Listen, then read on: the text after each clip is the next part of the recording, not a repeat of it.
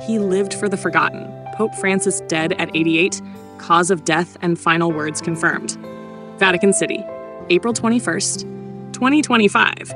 The world is draped in mourning today as the Vatican confirmed that Pope Francis, the beloved shepherd of 1.3 billion Catholics, has died at the age of 88. He passed away peacefully on the morning of April 21st, leaving behind a legacy that stretched beyond religion, one that touched hearts across cultures, faiths, and ideologies. The official cause of death, as announced by the Vatican medical team, was congestive heart failure brought on by ischemic heart disease, a condition he had quietly battled for years. And in his final moments, in a whisper filled with meaning, he uttered words that now echo across the world. Remember the poor. Keep the doors open. The final hours. The end came not with drama, but with peace. Early Monday morning, inside the Domus Sanctae Marthae, the modest guest house he chose over the opulence of the papal palace, Pope Francis took his final breath surrounded by his closest aides. Gregorian hymns played softly. A crucifix rested in his hands. The air, as witnesses described, was heavy with holiness. He was ready, said Monsignor Fabian Pedacchio, his confidant and former secretary. He knew the moment was coming, and he faced it as he faced life, calmly, prayerfully, thinking not of himself, but of others. Asher, a pope for the world. Born Jorge Mario Bergoglio on December 17, 1936, in Buenos Aires, Argentina, he broke countless traditions the moment he stepped onto the balcony of St. Peter's Basilica in 2013. The first pope from Latin America, the first Jesuit pope, and the first to take the name Francis, after St. Francis of Assisi, the patron saint of the poor. But titles aside, what made Pope Francis unforgettable was the radical way he lived his message. No other modern pope walked the slums, hugged the homeless, visited war zones, and openly challenged global leaders the way he did. He often said, "I prefer a bruised church that goes out to the streets over a church that is locked in its own comfort." And he lived that way, every single day. For his energy and presence, Pope Francis's health had been on the decline in recent years.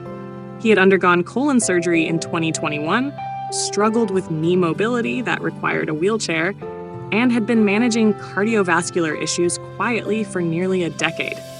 In recent months, he had limited public appearances and relied more heavily on senior clergy for liturgical duties. Privately, sources say he was preparing the church for transition. Doctors confirmed his passing came from chronic heart failure, accelerated by ischemic heart disease, a result of narrowed arteries over many years. Despite the best care, his condition worsened significantly after Easter week. Remember the poor. Keep the doors open. The Pope's final words, revealed by Monsignor Pedacchio and now confirmed by the Vatican, have left a seismic emotional impact. Remember the poor, keep the doors open. Those words, uttered just before dawn, encapsulated his entire mission. Pope Francis stood for inclusion, for mercy over judgment, for justice over hierarchy. Even as his body weakened, said Pedacchio, his heart remained fixed on the people. He died exactly how he lived, serving. Legacy, etched in change. Francis was not just a pope. He was a spiritual reformer, a climate advocate, a peace warrior, and a man who constantly challenged the very institution he led. Some of the hallmark moments of his papacy. Laudato Si, 2015, a bold encyclical on climate change, where he declared, "The earth is our common home, and it is crying out." Death penalty ban. He rewrote church teaching to oppose capital punishment under all circumstances.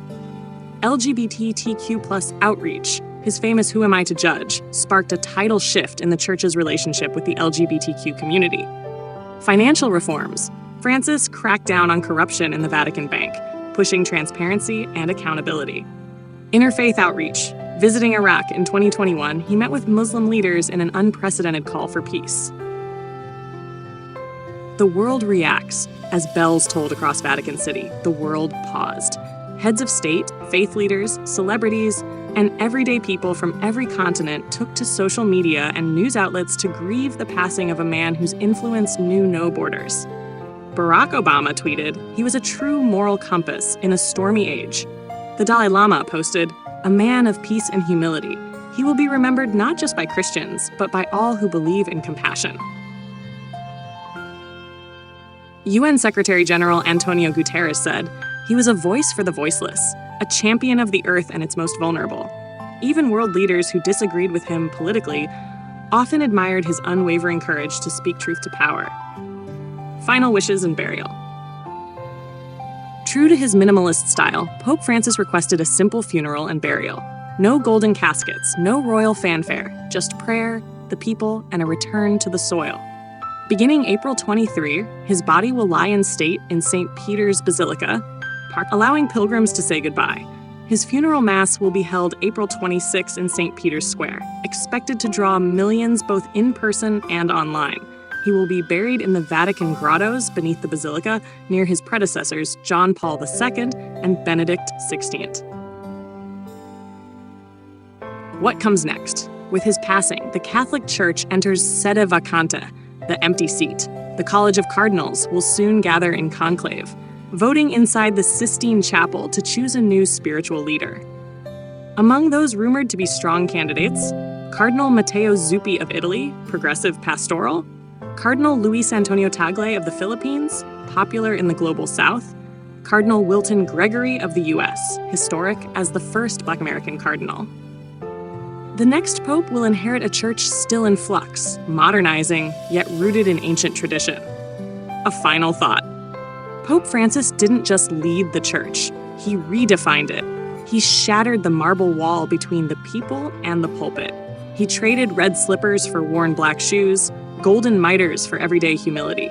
He was a pope for the street children of Manila, the migrants in Lampedusa, the war-torn in Syria, the outcasts in Rio favelas. He was a pope for the brokenhearted, the struggling, the doubting. And now, as his earthly journey ends, his voice lingers in the wind.